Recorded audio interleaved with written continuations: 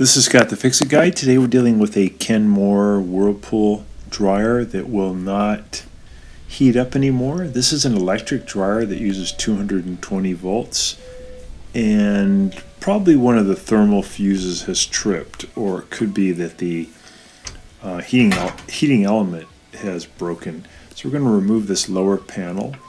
We're going to use a standard head screwdriver to pry out the two little clips, and then we can just hinge this panel out of the way, and we have access to a lot of the parts we need to check.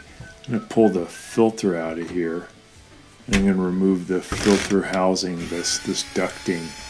There's just a couple of 1/4-inch screws holding it on up in the corners, and then I'll pull it out at the top, get it out of the way. And there's a lot of lint. I'm just going to get that out of the way. I'm going to set my multi-tester for a continuity test that gives me a beep sound when there's continuity. And I'm going to check a couple of the things. The first one is on the blower housing. It's a little white fuse that I think might be blown. But it's doing okay. It's showing continuity. I'm checking now the thermostat, the outer terminals on the thermostat. They seem good. Continuity. I'm going to check the element itself right here with these two bigger wires, and it has continuity too. There's a lot of these little things to check. Sometimes when you do this check right here, you won't get any beep. And that means that the element, the spring, is broken, but this one was fine. So there's two more. There's one a little further back, about 3 inches. I'm going to check that one. When I check that one, I get no continuity. That's a high limit. So it got real hot at one point, and to protect it so there wouldn't be a fire, it blew that fuse, and it's not really resettable. You have to replace it. There's one in the far back here, about 4 more inches back. I'm going to check that one too. And that one does have continuity. So there's really only one thing preventing power from getting to the heating element. It's this little thermal fuse that's right behind where the power comes into the element. I'm just going to test it a few more times. So the auditory continuity tester is pretty cool because you don't even have to look at the gauge. You can just listen if electrons can flow through it. And if not, it's breaking the power. And that was true of this one. It got so hot it just broke the power. So I'm going to pull the wires off of it, and then I'm going to use a 1/4-inch driver to take out 2 of the 1/4-inch screws that are holding it in place. This is the ducting that has accumulated a bunch of lint over the years, and I'm just using a standard head screwdriver to get loose all that dirt.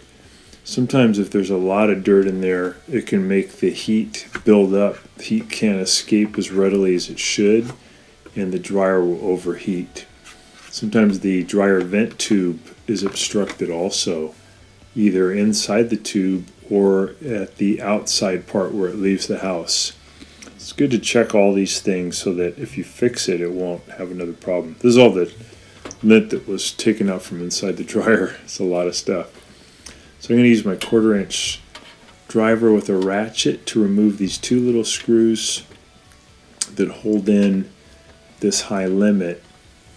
And what I'll try first with the high limit is just to slam it down against a hard surface, like against the tile ground or against some concrete. And sometimes that'll reset it.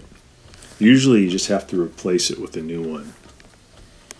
I happen to have one of those in my parts drawer, luckily, so it's easy to replace. But it's worth slamming it down because sometimes that will reset a thermal fuse.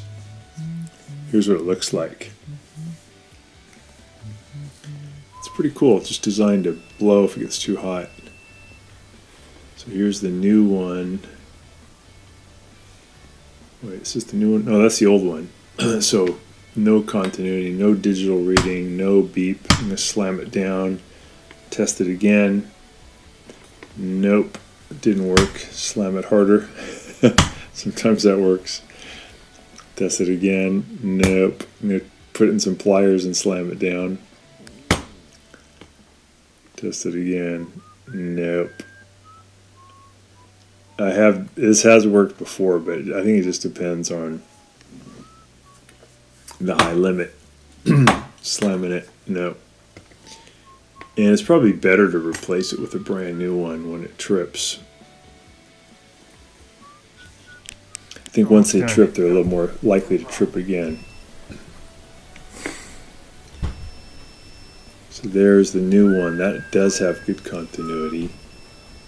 And all we have to do is just put it back in, put in the 1/4 inch screws, put the wires back on, and we got it. You do have to think though, like, why did this thing trip? Why did this get so hot that it tripped the high limit? It's almost always due to obstructed airflow.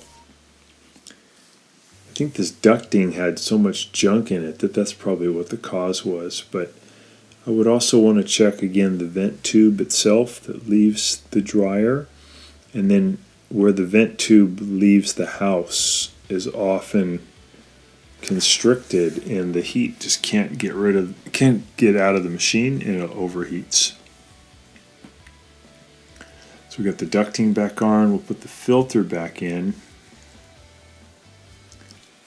Just get all the crud off the filter.